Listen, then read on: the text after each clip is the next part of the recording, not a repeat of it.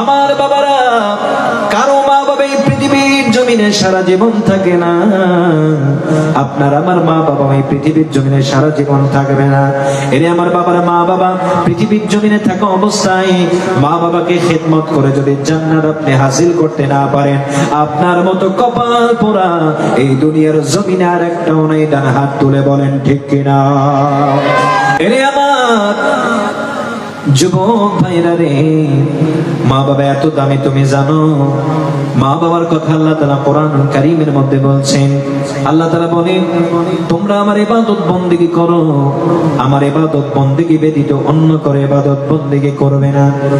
আর তোমাদেরকে যারা পৃথিবীর মুখ দেখাইলো, যাদের ওসিলায় তুমি পৃথিবীর জমিনে আসছো, তারা নিজেরা না খাইয়ে তোমাকে খাওয়াইছে, তারা নিজেরা ভালো কাপড় চোপড় না পরে তোমাদেরকে পরাইছে, ওই সমস্ত দয়াবান মায়াবান মা বাবা যাদের আছে, ওই মা বাবার সাথে তোমরা উত্তম ব্যবহার করিও। একটু জোরে জোরে বলা যাবে কি বাবা? সুবহানাল্লাহ। মা বাবাকে সম্মান করার ঘোষণা দিয়েছেন কে? আরেকটু বলেন, ঘোষণা দিয়েছেন কে? আমার বাবারা, শুধু তাই নয়, শুধু তাই নয়, আমার আল্লাহ তাআলা কোরআনুল কারীমের মধ্যে বলেছেন যে তোমাদের মা বাবার সামনে উত্তম ব্যবহার করো। তারা যখন বার্ধক্যে উপনীত হয়, তাদেরকে তোমরা বিরক্ত হই না, তাদের প্রতি তোমরা উফ শব্দ পর্যন্ত বলিও না। কেননা আমরা অনেক সময় দেখা যায় মা বাবা যখন আমাদেরকে কোনো আদেশ করে, ওই আদেশটা আমরা মানতে পারি না। আমাদের সমাজে এরকম সন্তান, কপাল পড়া সন্তান আছে না নাই? কথা বলেন, আছে না নাই? এরে আমার বাবারা, নিজের ঘর থেকে নবীদের আদর্শ আগে অনুসরণ অনুকরণ করতে হবে। কেননা এই মা বাবা সারাটা জীবন পৃথিবীর জমিনে থাকে। মা বাবা কিন্তু সারা জীবন পৃথিবীর জমিনে থাকে না। আমার বাবারা, আমার কথা বলি, কিছুদিন আগে আমি আমার বাবার দাড়িগুলো দেখেছিলাম কাঁচা কাঁচা। এখন চোখের পলকে দেখি আমার বাবার ওই কাঁচা দাড়িগুলো পাকা হয়ে গেছে। জোরে বলেন ঠিক কিনা? আমার বাবারা, কারো মা বাবা এই পৃথিবীর জমিনে সারা জীবন থাকে না।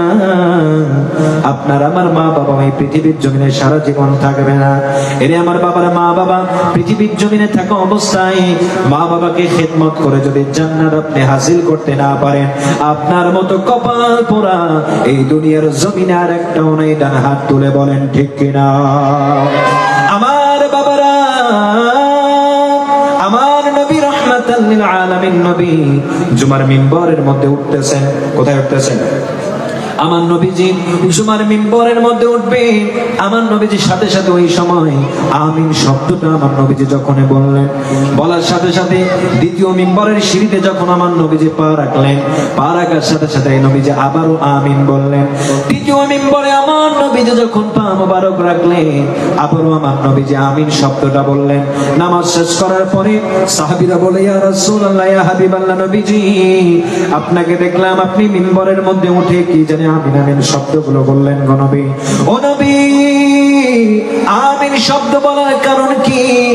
আমার নবী রাহমাতাল লিল আলামিন নবীজি বলে, এরে আমার উম্মতেরা, তোমরা জেনে রাখো, তোমরা জেনে রাখো, আমি যখন মিম্বরের মধ্যে পা মোবারক রাখলাম, পা মোবারক রাখার সাথে সাথে জিবরিল আমিন আল্লাহর কাছে দোয়া করে, ফরিয়াদ করে, মুনাজাত করে যে পৃথিবীর জমিনে যে সকল সন্তানেরা মা বাবাকে বৃদ্ধ অবস্থায় পেয়েছে, বৃদ্ধ অবস্থায় পাওয়ার পরে মা বাবাকে খেদমত করে জান্নাত হাসিল করতে পারলো না, ওই সমস্ত সন্তানেরা ধ্বংস হয়ে যাক, তারা হতভাগা, তারা হতভাগা। নবীজি বলে, আমি সাথে সাথে আমিন বলে দিয়েছি।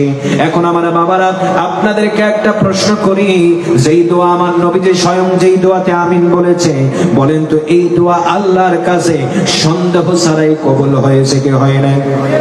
জোরে বলেন, সন্দেহ ছাড়া কবুল হয়েছে কি হয় নাই? এজন্য আমার বাবারা, আমার নবীজি যেই দোয়া করেছেন যে পৃথিবীর জমিনে যাদের বৃদ্ধ মা বাবা আছে, মা বাবা যাদের আছে, মা বাবার সামনে কখনো খারাপ আচরণ করা যাবে না।